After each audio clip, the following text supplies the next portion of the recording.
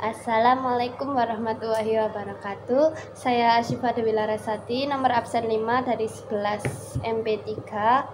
Di sini saya akan membuat video wawancara mengenai perbedaan kehidupan di Orde Baru dan masa sekarang. Jadi di video kali ini saya akan melakukan wawancara mengenai perbedaan kehidupan di Orde Baru atau era Soeharto hingga sekarang. Saya bersama ibu saya sebagai narasumber. Baik, dimulai dari bidang politik. Bagaimana perbedaan kehidupan politik di era Orde Baru dan sekarang? Kehidupan politik di era Orde Baru sangat berbeda dengan sekarang, karena waktu itu partainya hanya 3 saja, partai besar, yaitu PDI, Golkar, dan P3. Sedangkan pilihan legislatif tanpa ada foto para calegnya, hanya pilihan partai saja. Sedangkan presiden bukan dipilih dari rakyat, tapi presiden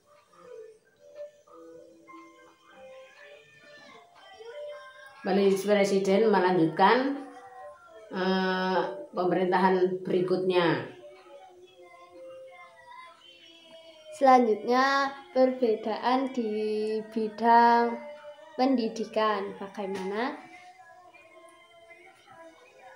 Di bidang pendidikan sekarang tidak diutamakan. Kebanyakan mereka hanya lulus sekolah sampai SLTP.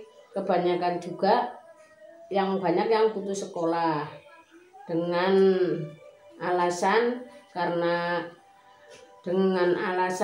ekonomi keluarga, dan banyak yang belum sadar akan arti dari pendidikan tersendiri.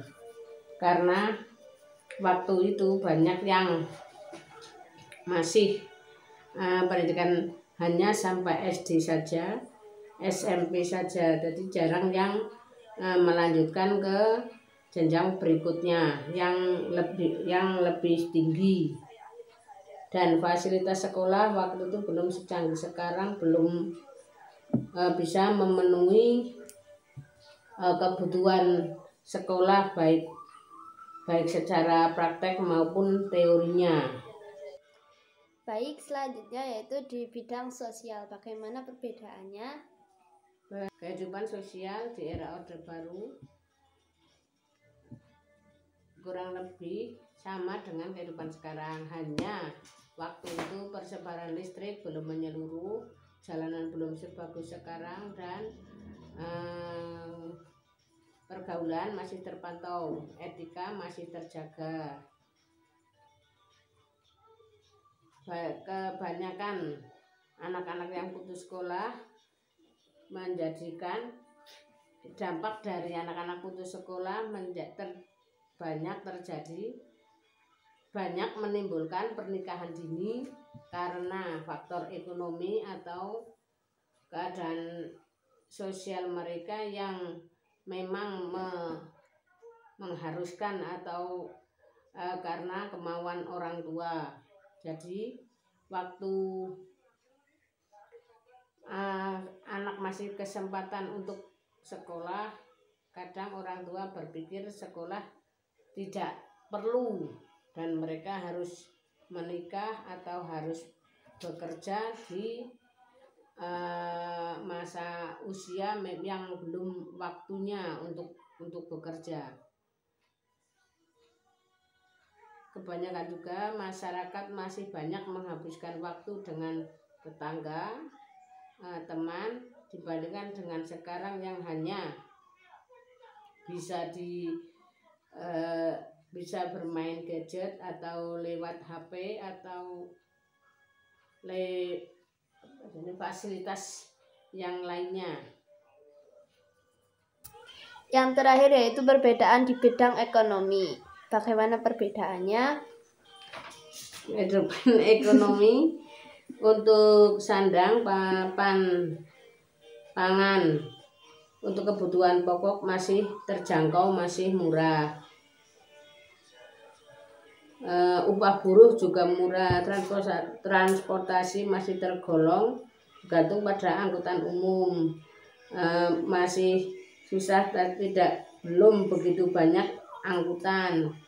Beda dengan zaman sekarang, apapun bisa dijalankan, apapun bisa terjangkau. Pembangunan semakin maju, masyarakat makmur, sistem penjualan masih sederhana.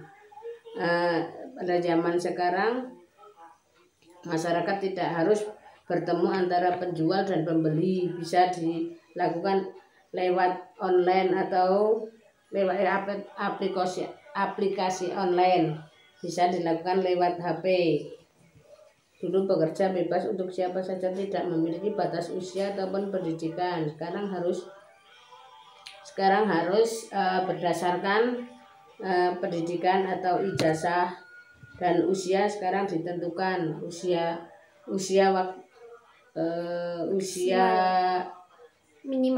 minimal untuk bekerja. Sedangkan untuk area persawahan atau lahan sawah berubah menjadi gedung-gedung, perumahan dan pabrik. Sedangkan untuk persawahan sendiri, untuk pertanian sangat berkurang, bahkan mungkin sekarang lahannya semakin sempit. Nilai rupiah masih rendah, nilai tukar rupiah masih rendah, belum setinggi sekarang karena faktor ekonomi karena waktu itu faktor ekonomi masih rendah dan pendapatan masyarakat masih rendah, sehingga banyak terjadi tindak kriminal seperti rampok atau jambret, maling.